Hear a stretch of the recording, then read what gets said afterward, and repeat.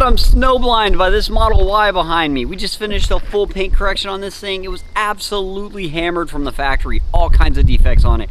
We got it all fully paint corrected. We did 100% custom S-Tech DYNOshield glossy PPF wrap. We finished it off with CQuartz Finest Reserve, and we even did some 3M crystalline window tint on it. This thing's gonna look like this for years with nothing more than washing. Thanks for watching. I'm Joe with OC Detailing. Please subscribe for more videos.